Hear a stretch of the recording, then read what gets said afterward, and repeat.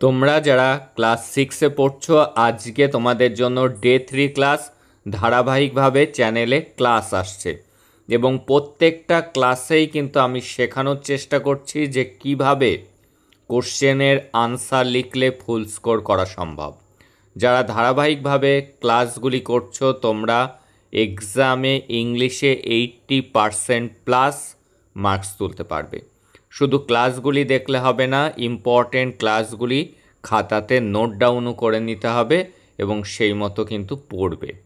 দেখো, সবথেকে question answer লেখা ডিফিকাল্ট হলো পোয়েম থেকে, অর্থাৎ কবিতা থেকে।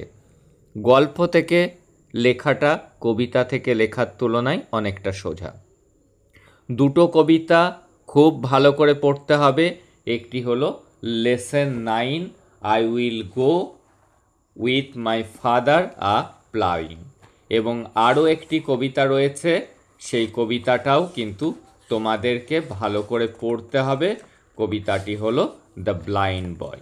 এই দুটি কবিতা কিন্তু আমাদেরকে ভালো করে যদি আমরা করি, তাহলে কিন্তু আমরা এক্সামে একটি কোশ্চেন কমন পাবো, অর্থাৎ একটি সিন প্যাসেজ কমন পাবো। তাহলে আজকের ক্লাসটি যারা করছো, যে স্কুলগুলিতে I will go with my father a ploughing এটি আসবে, তারা কিন্তু ফুল স্কোর করতে চলেছ। দেখো, আগে যে কোশ্চেনটি কি দিয়েছে দেখো, read the following answer the questions. আগে টেক্সটটা আমাদের পড়ে নিতে হবে। কি বলছে? I will go with my father a ploughing, আমি আমার বাবার সাথে যাব লাঙল দেওয়ার কাজ করতে। To the green field by the sea, কেমন মাঠ? মনে রাখতে হবে গ্রিন ফিল্ডে, সবুজ মাঠে যাব আমরা, যেটি সমুদ্রের ধারে অবস্থিত।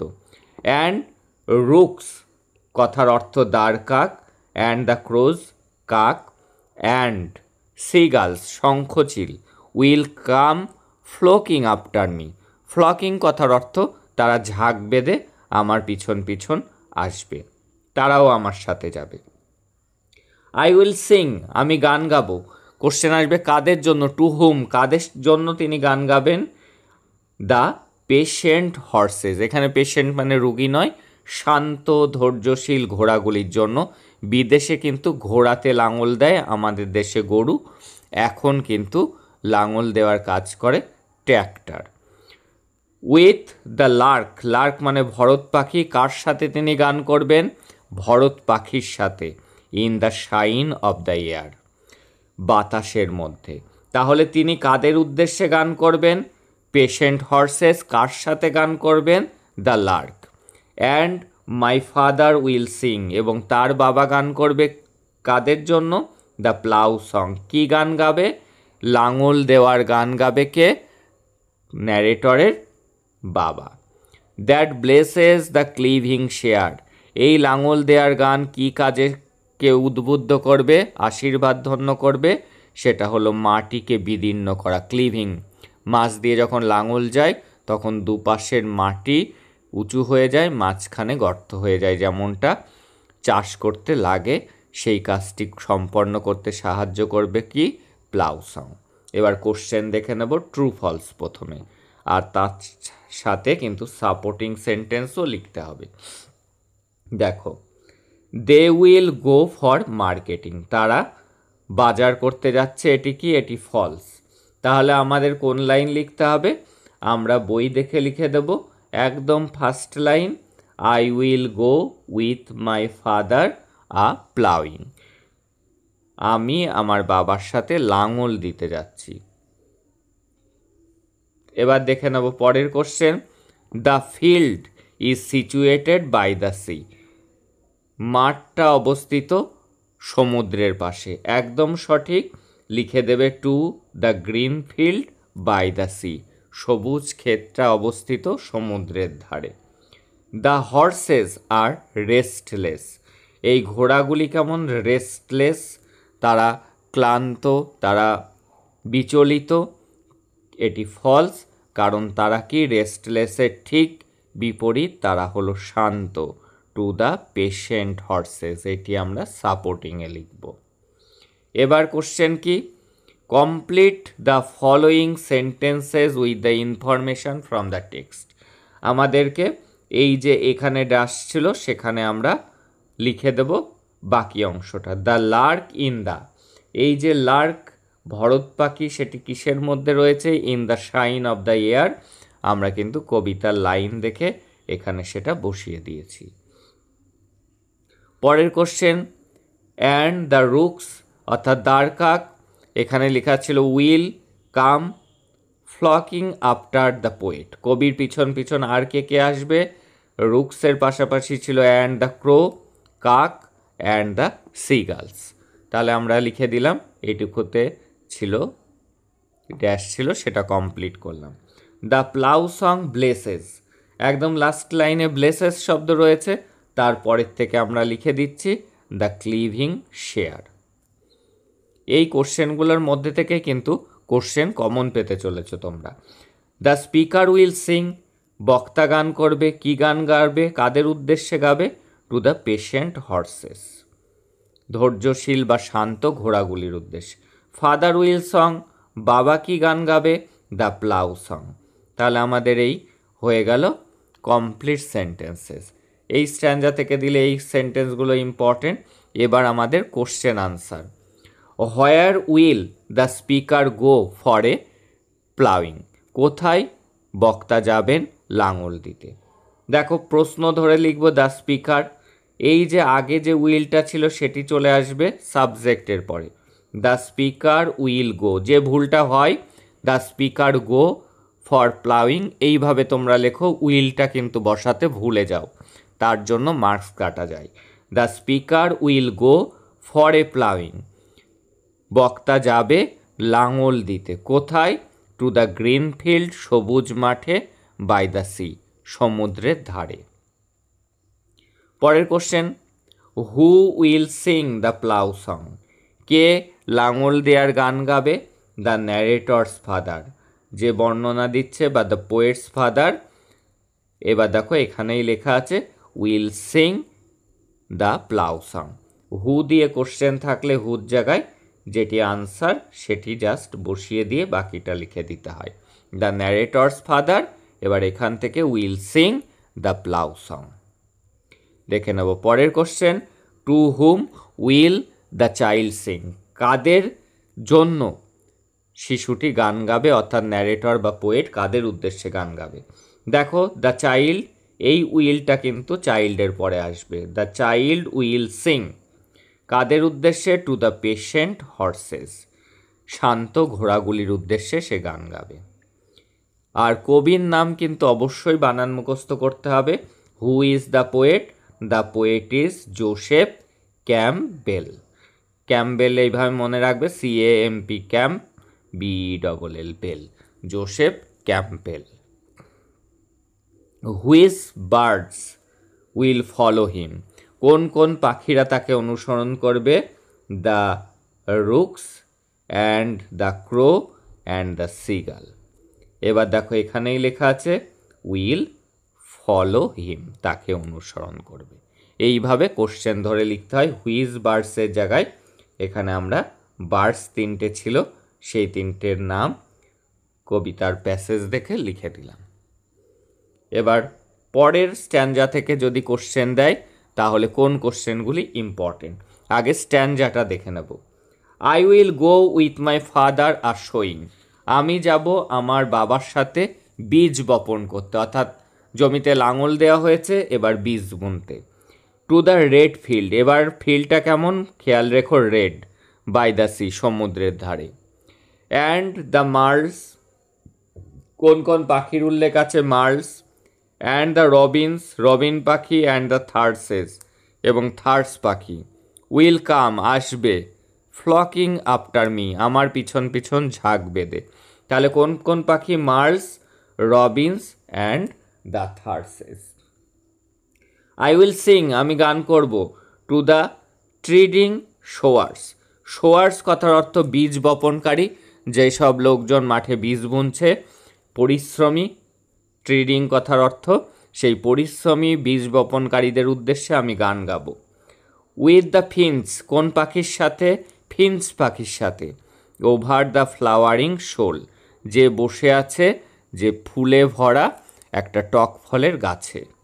অ্যান্ড মাই ফাদার, আমার বাবা, উইল সিং, আমার বাবা গাইবে দ্য সিড সং, এবার আগের বার বাবা গেয়েছিল প্লাউ সং, এবার গাবে seed song. That only the wise men know, এই গানটা কারা জানে? কেবলমাত্র জ্ঞানী লোকেরাই এটা জানে। এবার কোশ্চেন দেখব। তাহলে কোশ্চেন, ফার্স্ট কোশ্চেন দেখে বলো। The child will go with his father, বাচ্চাটা তার বাবার সাথে যাবে to the field, that is, সেই ফিল্ডটা কেমন? সেই ফিল্ডটা কিন্তু রেড ইন কালার, লাল রঙের। প্রথম স্ট্যান্ডাতে লাঙল দিতে যখন গিয়েছিল তখন ফিল্ড গ্রিন ছিল, এখন কিন্তু বীজ বপন করার সময় সেটি লাল রঙের। The bird that flocks after the poet at the time of sowing, এখানে যে কটা পাখির কথা আছে এর মধ্যে থেকে কোন পাখিটার উল্লেখ আছে? সেটি হলো থার্স পাখি, কারণ এই স্ট্যান্ডাতে বলা হয়েছে the merles and the robins and the thrushes, অর্থাৎ তাহলে কবির পিছন পিছন যে পাখি আসবে এই তিনটের মধ্যে থেকে থার্স পাখি। পরের question, the seed song helps to improve, seed song কিসে সাহায্য করবে? শোয়িং দ্য ক্রপস, এই যে ফসল বুনতে। পরের question, the seed song is known only by, কারা কেবলমাত্র এই গানটি জানে? কেবলমাত্র জ্ঞানী লোকেরাই জানে, ওয়াইজ মেন।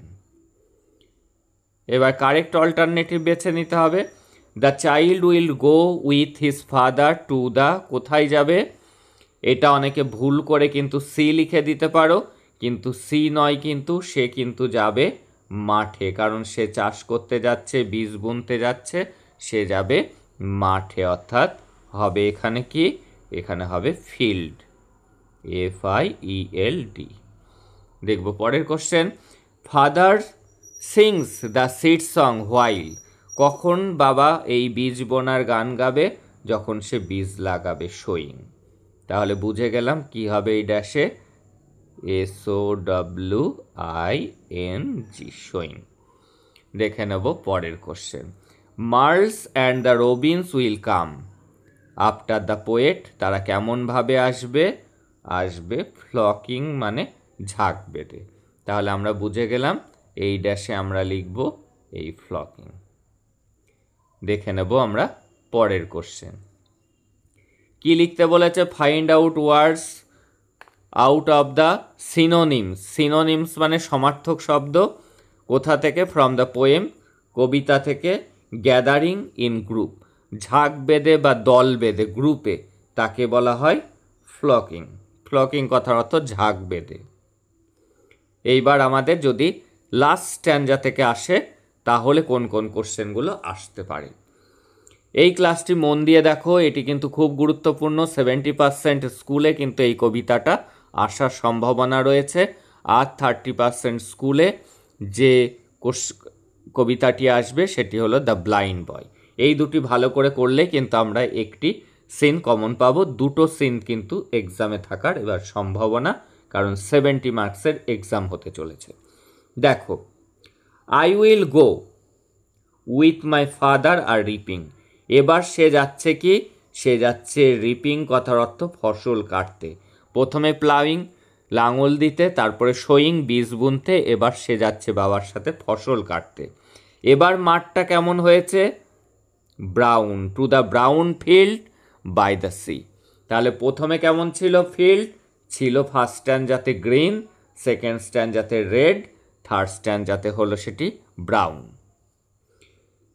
এবার কবির সাথে কারা কারা যাচ্ছে? অ্যান্ড দ্য গিজ, রাজহাঁস, অ্যান্ড দ্য ক্রোজ, কাক, and the children will come flocking after me. এটা কোথাও ব্লকিং আছে, এটা খুব সম্ভবত প্রিন্টিং মিস্টেক, এটি হবে ফ্লকিং, ফ্লকিং আফটার মি। দু একটা বইয়ে প্রিন্টিং মিস্টেক হয়ে এটা ব্লকিং আছে, এটা কিন্তু ফ্লকিং হবে। I will Singh to the tan fest reaper, এইবার কবি কাদের উদ্দেশ্যে গান গাবেন? ট্যান ফেস্ট রিপার, যাদের সারাদিন ধরে রৌদ্রের মধ্যে ফসল কাটতে কাটতে মুখগুলি ফ্যাকাশে বিবর্ণ হয়ে গিয়েছে, পুড়ে গিয়েছে রোদের তাপে। সেই রিপার ফসল কর্তনকারীদের উদ্দেশ্যে তিনি কিন্তু গান গাবেন। উইথ দ্য রেন, কোন পাখির সাথে? রেন পাখির সাথে। In the heat of the sun, কোথায়? রোদ্দুরের মধ্যে তিনি কিন্তু গান গাবেন। তাহলে কি কি খেয়াল রাখতে হবে? এবার বাবার সাথে সে যাচ্ছে রিপিংয়ে, ফসল কাটতে। মাঠের কালার ব্রাউন। কোন কোন পাখি তার সাথে যাবে? গিজ, ক্রোজ, চিলড্রেন। এই দুটো পাখি এবং শিশুরা তার সাথে যাবে। আর সে কাদের উদ্দেশ্যে গান গাবে? দ্য ট্যান ফেস্ট রিপারদের উদ্দেশ্যে। কোন পাখির সাথে গান গাবে? রেন পাখির সাথে। এইবার আরও আছে and father will sing seed song, এবং বাবা কি গান গাবে? এবার সাইদ কথার অর্থ কাস্তে, কাস্তের গান গাবে। এবার চলো কোশ্চেন দেখি। নেম অফ দ্য পোয়েম, কবিতার নাম কি? আই উইল গো, একটু ভুল হয়েছে প্রিন্টিংয়ে, I will go with my father, এখানে উইথ হবে। I will go with my father a ploughing, আমি আমার বাবার সাথে মাঠে লাঙল দিতে যাব, এটি কবিতার নাম। ফার্স্ট লাইনও এটা দিয়েই শুরু হয়েছে। The poet will go with his father, for কিসের জন্যে যাবেন? আর রিপিং, লাস্ট স্ট্যান্জা আসলে রিপিং, ফসল কাটতে। The colour of the field, মাঠের কালার কেমন হয়েছে যখন ফসল কাটা হচ্ছে? ব্রাউন। কবি কাদের উদ্দেশ্যে গান গাবেন? গান গাবেন টু দ্য ট্যান ফেস্ট রিপার্স, সেই পরিশ্রমী ফসল কর্তনকারী যাদের মুখগুলি ট্যান হয়ে গিয়েছে, চামড়াগুলো পুড়ে গিয়েছে রোদের তাপে, তাদের উদ্দেশ্যে। ফাদার উইল সিং দ্য, বাবা কিসের গান গাবে? সাইদ সং, কাস্তের গান গাবে। এবার কারেক্ট অল্টারনেটিভ বেছে নিতে হবে। The word sing is a, এটা ভার্ব নাকি নাউন? যখন কোনো কি শব্দ কাজ করা বোঝায় তাকে ভার্ব বলে। সিং হলো গান করা, এটাও একটা কাজ, তাই হবে এটি verb. The poet want to go, কবি যেতে চান কোথায়? দ্য সি, দ্য ফিল্ড, কোথায় যেতে চাই কবি? কবি কিন্তু সমুদ্রে নয়, মাঠে যেতে চাই। এই মাঠটা সমুদ্রের পাশে অবস্থিত, এটি গুলিয়ে ফেলো না যেন। এইবার ট্রু ফলস করতে হবে। দেখো, the poet want to Singh, কবি গান করতে চেয়েছেন, এটি কিন্তু ঠিক কথা। অনেক লাইনেই কিন্তু তার প্রকাশ রয়েছে যে তিনি গান করার কথা বলেছেন, তিনি গান করতে চেয়েছেন। এখানে লিখে দেওয়া যেতে পারে সাপোর্টিং সেন্টেন্সে, I will SING Singh, I will sing, আমি গান করব। তাহলে এই কবিতা থেকে এই লাইনটা সাপোর্ট করে যাচ্ছে, supporting sentence. The poet is fatherless, কবি হলেন পিতৃহীন, এটা ভুল কথা। তিনি কিন্তু প্রত্যেক স্ট্যান্ডায় বলেছেন তিনি বাবার সাথে যাবেন। তাহলে সাপোর্টিং কি লিখব? I will go with my father, আমি আমার বাবার সাথে যাব। তাহলে এখানে বোঝা যাচ্ছে তিনি, তার বাবা রয়েছে। ব্যাস, এই ছিল গুরুত্বপূর্ণ কোশ্চেন। এই কবিতাটি কমপ্লিট হলো। আশা করি এখান থেকে তোমরা সব কোশ্চেনেরই এবার এক্সামে আনসার দিতে পারো।